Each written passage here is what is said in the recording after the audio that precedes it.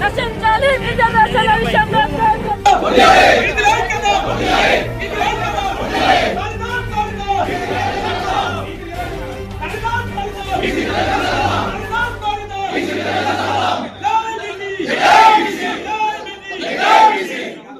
బీసీలకు న్యాయపరమైనటువంటి జనాభా గణన ప్రకారంగా 42% రిజర్వేషన్ కల్పించాలనే ఉద్దేశంతో కాంగ్రెస్ పార్టీ తరఫున ఈ రోజు ర్యాలీ నిర్వహించడం, ధర్నా చేయడం జరుగుతుంది. కాంగ్రెస్ పార్టీ తరఫున రేవంత్ రెడ్డి గారి కాంగ్రెస్ ప్రభుత్వం రాహుల్ గాంధీ గారి ఆదేశాల మేరకు గత సంవత్సర కాలం నుంచి బీసీలకు సంబంధించి కుల గణన నిర్వహించి ఎస్సీ వర్గీకరణ చేయడం జరిగింది.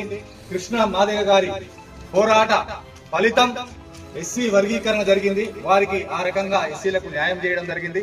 అలాగే బీసీలకు సంబంధించి కుల గణన జనాభా ప్రకారంగా రిజర్వేషన్లు ఇవ్వాలని 42% కోసం ఈ యొక్క కాంగ్రెస్ తెలంగాణ ప్రభుత్వం రేవంత్ రెడ్డి గారి ఆధ్వర్యంలో అసెంబ్లీలో తీర్మానం చేసి అట్టి కాపీని గవర్నర్ ద్వారా ఏ సమాచారం రాకుండా ఆ యొక్క తీర్మానాన్ని అట్టి పెట్టుకోవడం, ఆయన తర్వాత మళ్ళీ రాష్ట్రపతి దగ్గరికి పోయి కూడా సమర్పించడం జరిగింది. వారు కూడా దానికి జవాబు ఇవ్వకుండా ఉండడం వల్ల కాంగ్రెస్ జీవో 9 ద్వారా రిజర్వేషన్లు కల్పించాలనే ఉద్దేశంతో ఎలక్షన్ కమిషన్ ఇచ్చి ఎన్నికల నిర్వహణ కోసం పోవడం జరిగింది. దీనిపై దుర్మార్గంగా నోటికాడి ముద్దను పక్కకు జరిపే విధంగా కొంతమంది అన్యాయంగా దీనిపై కోర్టులకు ఎక్కి ఈ యొక్క జీవోను ఆపడం జరిగింది. తద్వారా బీసీలకు అన్యాయం జరుగుతుంది. అందరూ నిర్వహిస్తున్నారు. ప్రతి పార్టీ కాంగ్రెస్ అంటుంది, టీఆర్ఎస్ అంటుంది, టీడీపీ అంటుంది, బీజేపీ అంటుంది, అన్ని పార్టీలు రిజర్వేషన్ ఇవ్వమంటుంది. మరి దొంగవరు? అసలు కేసు వేసింది ఎవరు? ఇది తెలుసుకోవాల్సిన అవసరం ఉంది. ప్రజలకు నేను విజ్ఞప్తి చేస్తున్నా. అందరు కావాలన్నప్పుడు ఇంకా సమస్య ఎక్కడ ఉన్నది? ఇక్కడి నుంచి కావాలని చెప్పి ముందు కనిపిస్తున్నారు.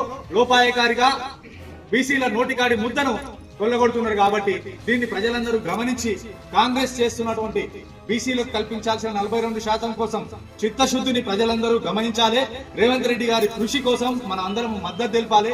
ఈ యొక్క ధర్నాలను నిర్వహించి, ర్యాలీలు నిర్వహించి ప్రభుత్వం పైన ఈ యొక్క బీజేపీ నిర్వహిస్తున్నటువంటి ద్వంద్వ వైఖరికి వ్యతిరేకంగా ఈ రోజు మనం ర్యాలీ నిర్వహించి ఒత్తిడి తీసుకురావాల్సిన అవసరం ఉంది.